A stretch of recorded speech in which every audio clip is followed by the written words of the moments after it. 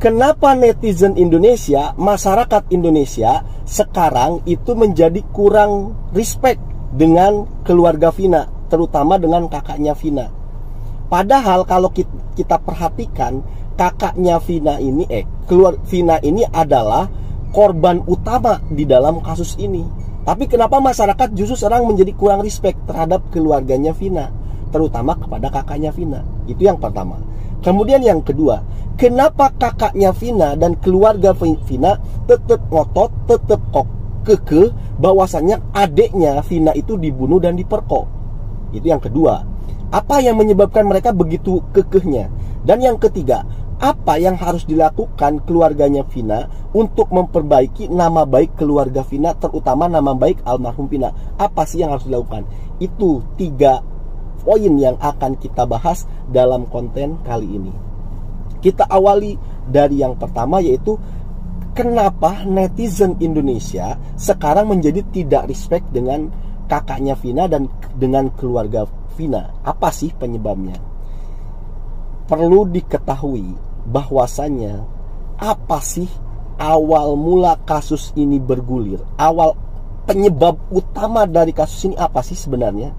Sebenarnya kalau kita mulai mengkerucutkan banget ya, bahwasanya penyebab utama dari kasus ditangkapnya 7 terpidana dan lain sebagainya adalah hoax. Sekali lagi, apa penyebabnya? Hoax ataupun berita bohong. Ini akan saya ceritakan kenapa hoax atau berita bohong ini menyebabkan penderitaan bagi 7 terpidana, menyebabkan kasus ini bergulir begitu lamanya, ya kan? Yang pertama, kenapa netizen Indonesia menjadi kurang respect dan keluarga Vina? Penyebab utamanya yaitu apa? Ketika kakaknya Vina, keluarga Vina bergabung bersama Rudiana di dalam satu meja konferensi pers bersama Hotman Paris CS. Itu penyebab utamanya. Ini awal mula netizen tuh nggak suka itu ya di situ tuh. Dia di situ konferensi pers bareng Rudiana. Itu menyakiti banget. Karena apa? Sudah jelas pelaku utamanya itu adalah Rudiana, yang jadi biang kerok itu Rudiana. Tapi Marliana malah gabung di sana, malah duduk bareng di sana. Itu nyakitin banget. Dan di situ dia ngotot kalau adanya dibunuh dan tetap dicari pelaku pembunuh pemerkosa. Ketika ditanya punya bukti enggak, punya apa enggak, punya indikasi ataupun petunjuk apa enggak kalau adanya dibunuh dan pemerkosa, enggak ada. Memang begitu. Kemarin dalam sidang pun Kang Deddy nantang, yang bilang kecelakaan sudah ada 3 saksi bilang kalau ini kecelakaan. Tetapi yang bilang pembunuhan pemerkosa, coba hadirkan. Ada nggak yang saksi yang melihat? Sama sekali tidak ada. Tapi itu tetap dipaksakan oleh kakaknya Vina ataupun Marliana. Ini yang buat masyarakat itu mulai gedek gitu loh. Padahal masyarakat Indonesia sedang disuguhkan tentang penganiayaan, penyiksaan dan lain sebagainya, penzoliman, pelanggaran HAM, pelanggaran hukum di sana, tapi dia tetap ngotot dengan pendapatnya itu. Itu yang menyebabkan masyarakat Indonesia itu tidak suka dengan kakaknya Vina. Kemudian yang kedua, kenapa kakaknya Vina itu begitu ngototnya kalau adiknya itu dibunuh dan diperkosa? Nah, ini disebabkan adalah hoax. Dikarenakan hoax, sekali lagi itu hoax penyebab utamanya. Kalau kamu pengen tahu jawabannya kenapa kakaknya Vina itu begitu ngototnya kalau adiknya dibunuh dan diperkosa, bahkan sampai dia merekam kesurupannya Linda dan diserahkan kepada Rudiana. Nah, coba kamu flashback ke tahun 2016. Rasakan suasananya tahun 2016. Itu sebenarnya tahun 2016 tidak jauh beda sih dengan tahun-tahun kayak sekarang 2024, terutama di awal kasus ini viral. Yaitu apa? Bertebaranlah teori konspirasi. Ya seperti yang disampaikan seperti kayak orang influencer kayak Widya dan kawan-kawan itu kan, yang mengatakan bahwa pembunuhnya adalah anak pejabat, dikaitkan dengan punya jabatan tertentu, dikaitkan dengan narkoboy dan lain sebagainya. Wah, cocokologi semua. Nah, ini teori-teori konspirasi di tahun 2024 itu juga sama terjadi di tahun 2016. Bedanya kalau yang di 2024 itu lebih viral ya kan, engagementnya itu lebih tinggi karena media sosialnya banyak. Kalau dulu hanya BBM. Nah, dulu itu kan BBM, WhatsApp belum ya, masih ada tapi masih dikit. Nah, sama teori konspirasi itu juga muncul setelah dinyatakan kecelakaan lalu lintas. 3 hari kemudian baru bermunculan itu teori konspirasi di BBM itu. Begini, bahwasanya ini bahwasanya ini dibunuh dan diperkosa begini. Wah, akhirnya sedikit demi sedikit membentuklah satu opini. Membentuk satu kepercayaan masyarakat.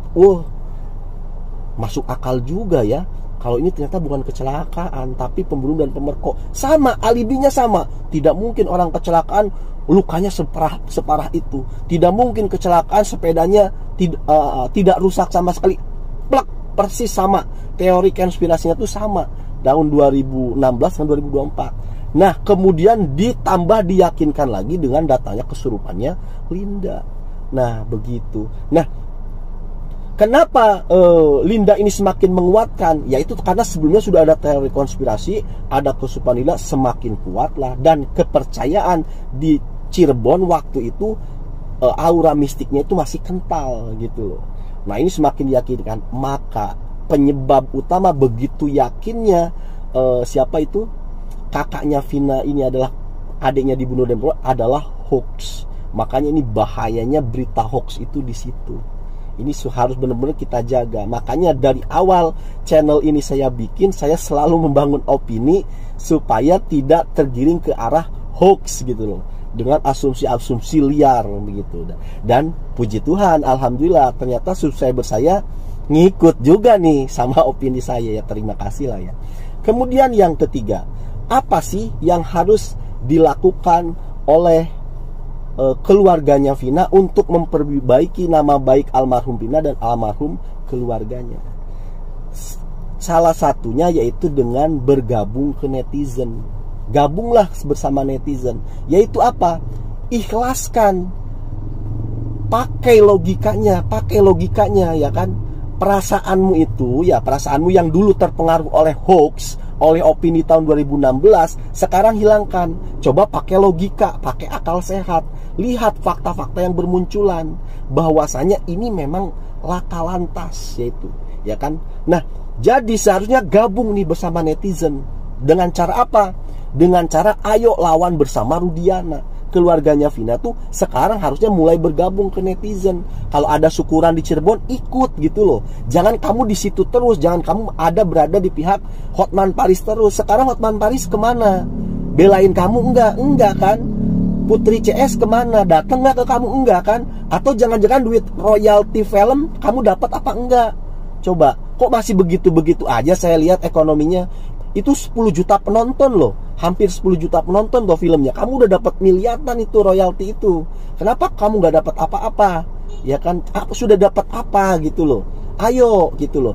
Daripada kamu ditinggalin oleh mereka yang hanya mengambil keuntungan kamu, mending kamu gabung bersama netizen melawan Rudiana. Coba, seharusnya yang kamu salahkan itu bukan orang-orang yang tidak jelas siapa pelakunya, karena memang ini bukan pembunuh dan pemerkosa. Yang jelas-jelas menyebabkan kematian adikmu itu adalah Eki, anaknya Rudiana. Kenapa? Karena dia mabok. Coba perhatikan nih, kemarin tuh sidang si temennya Eki, gimana dia itu minum 10 butir Zenit. Bayangkan, belum lagi minum vodka. Nah, apa sih yang menyebabkan kalau kamu minum Zenit itu akan berakibat apa? Bahaya ini. Nah, coba kamu lihat, bisa melayang-layang, bisa halusinasi, bisa merasa tidak sakit badannya ini. Belum lagi dia minum vodka. Nih gambarnya nih, vodka kalau pengen tahu. Ini ngeri-ngeri semua gitu loh. Ini sangat-sangat berbahaya. Jadi, kalau Anda ingin memperbaiki nama baik keluarga Anda, gabung bersama netizen, lawan Rudiana. Karena penyebab kematian adik Anda, Vina, bukan siapa-siapa, tetapi anaknya Rudiana. Karena dia menggonceng dalam keadaan mabuk, zigzag sana-sini, jebret jatuh. Itu satu-satunya jalan. Ayo gabung bersama netizen. Kamu kalau ada syukuran, ikut pengajian, ikut syukuran bersama keluarga terpidana. Ini akan membuat netizen luluh hatinya dan membuat kamu juga hatinya menjadi terbuka, tenang. Jangan kemakan isu lagi tahun 2016. Kamu itu dulu sampai ngerekam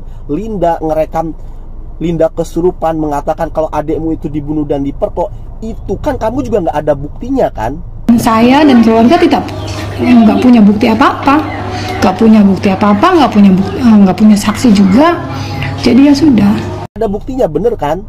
Ya, kamu ngaku sendiri nih di wawancara dengan TV One, kamu nggak ada buktinya gitu loh. Kamu hanya asal asumsi aja. Mending sekarang kamu kembali ke akal sehatmu gitu loh. Bahwasanya memang adekmu itu bukan dibunuh dan diperkosa, tapi memang pelaku utamanya adalah si Eki yang mabok itu.